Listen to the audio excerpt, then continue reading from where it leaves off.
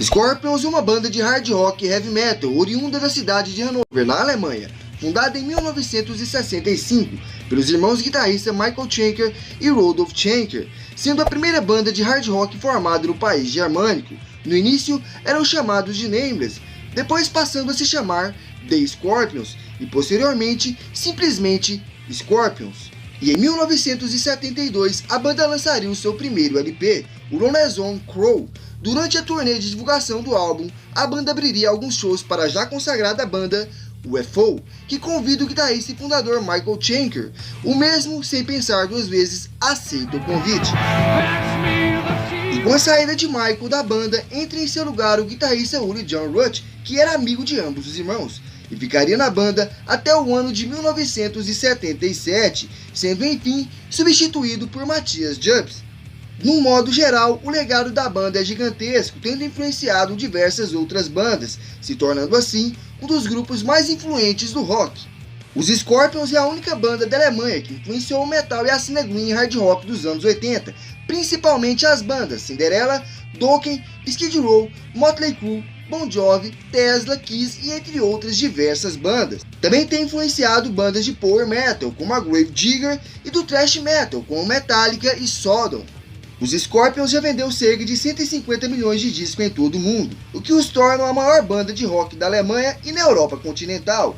Iniciaram o caminho para outras bandas alemãs, como Rammstein, Halloween e Accept, que têm reconhecido o esforço e trabalho dos Scorpions por exaltar o rock made in Germany. Apresentação da banda feita, agora vamos para o que interessa, o álbum Love at First Sting. Mas antes disso, já se inscreva no canal, curta o vídeo e ative o sininho para receber as notificações. O álbum foi lançado em 27 de março de 1984, sendo este o nono álbum de estúdio da banda, contendo uma duração de 40 minutos, lançado junto à gravadora Mercury Records. O álbum foi lançado após o consagrado álbum Blackout. O momento era ótimo para a banda, que se mantinha entre as melhores da época, mas este álbum foi a consagração definitiva da banda alemã. Sua fama atingiu os Estados Unidos e as vendagens alcançou a sexta posição da Billboard de 1984. O primeiro single do álbum, a canção Rock You Like a Hurricane, foi nomeado pelo canal VH1 como 31º em sua lista das melhores canções de metal. E em 2009 foi nomeada a 18ª melhor canção de hard rock de todos os tempos, também pelo canal VH1. E em 15 de novembro de 2010 foi nomeado o 4º melhor hit da década de 80. E nas paradas musicais pelo mundo, a canção pegou a 5ª posição da Billboard Rock Tracks, 17ª na Top 50 da França, 25ª da Billboard Hot 100, 37ª no Canadá e 78ª no Reino Unido.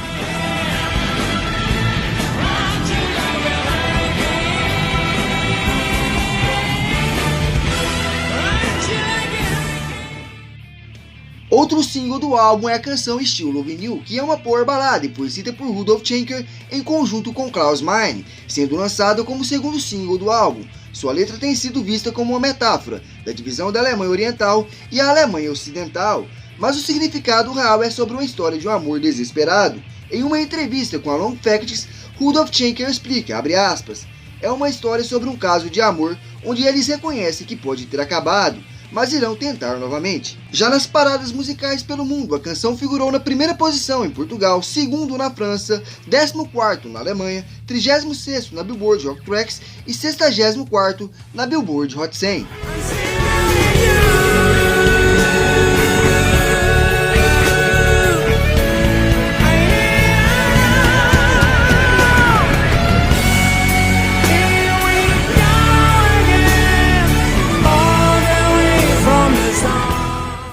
A canção Still Loving You é considerada uma balada clássica do grupo alemão e em 1992 foi lançada uma versão remasterizada em uma compilação homônima que em alguns países foi lançada como single. Outras faixas do álbum, como a Bad Boy, Honey Wild e a Big City Night, obtiveram boa recepção dos fãs, transformando ambas em clássicas do heavy metal e hard rock.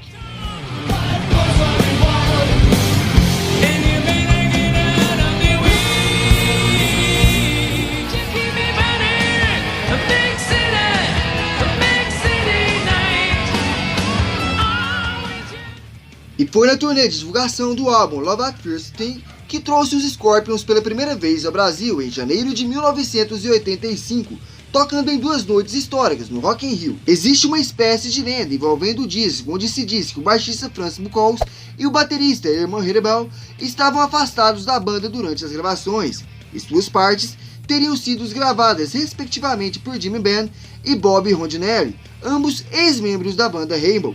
Porém, como eu disse, trata-se apenas de uma lenda. Os créditos ficam por conta de Klaus Meine nos vocais, Rudolf Schenker na guitarra rítmica, Matthias Jeves na guitarra solo e rítmica, Francis Buchholz no baixo e Herman Hrebel na bateria. Salve roqueiros e roqueiras, tudo bem por aí? Bom, hoje no mundo do rock nós iremos analisar a música Wind of Change do Scorpions, como prometido para vocês a semana passada. Com quase 60 anos de história, o Scorpions é o terceiro grupo musical mais antigo do mundo, ainda em atividade, atrás de Rolling Stones e The Who.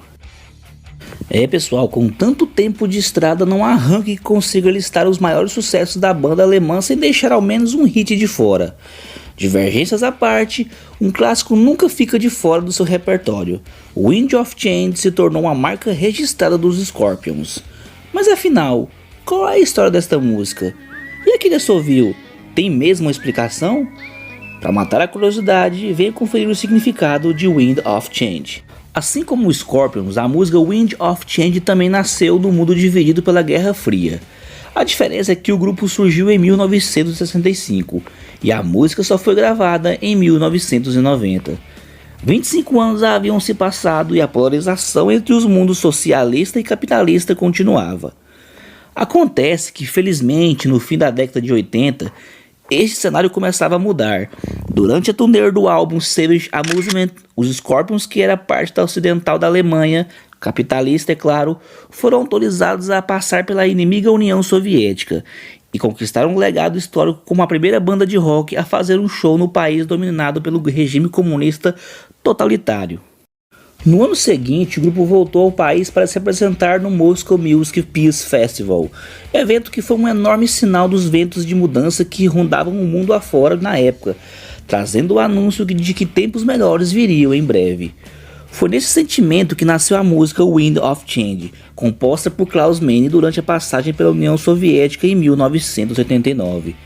Curiosamente, a letra foi escrita 2 meses antes da queda do Muro de Berlim. Vamos falar agora sobre o assobio de Wind of Change. O assovio é a parte mais lembrada de Wind of Change, e pensar que ela quase não foi gravada. Acontece que ela não era parte da composição, mas sim um truque que Klaus Meine usou para compor a melodia enquanto estava no ônibus da banda. Na hora de gravar, os músicos até tentaram reproduzir um solo em diferentes instrumentos, mas nada soava tão bem quanto o assobio do vocalista, que acabou sendo gravado na versão oficial da música. Agora que você já sabe a história da música, e é hora de entender melhor o significado da música Wind of Change. A música começa com uma referência ao Rio Moscou, ou Rio Moscou, que não só corta como versos, o compositor afirma que segue o rio em direção ao Gorky Park, um grande parque central de Moscou que fica às margens de Moscou, ouvindo os ventos da mudança. Coincidentemente, ou não, o caminho a descer o rio que passa pelo Gorky Park vai em direção ao Lushkin Stadium, o estádio no qual acontece o Moscow Music Peace Festival. Tudo indica que Klaus Meine estava realmente descrevendo o que ele sentia naquele cenário durante os dias do festival.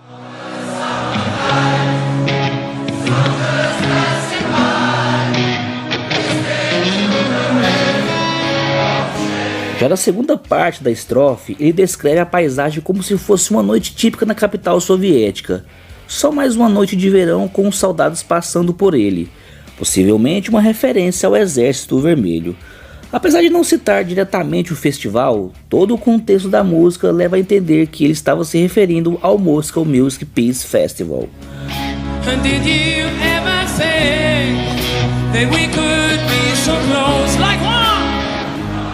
Bom pessoal, como já dissemos aqui, o Scorpions era da Alemanha. Já que estavam divididos pelo Muro de Berlim há quase 30 anos, eles pertenciam ao lado ocidental do país, dominado pelos Estados Unidos, que era o grande inimigo da União Soviética naquela época. Essa estrofe da música representa bem a perplexidade causada na época quando se parava de refletir. Depois de tanto tempo de polarização, era possível que alguém imaginasse bandas de países de eixo capitalista tocando em um estádio da União Soviética? O mundo estava de fato se aproximando. A canção afirma que o futuro está tão próximo que já pode ser sentido, e que o futuro seria esse. Bom, provavelmente o fim da Guerra Fria e da polarização. No refrão, o compositor clama para voltar àquele momento da Noite da Glória, em que era possível sonhar com a mudança, o que pode ser interpretado como mais uma referência ao festival.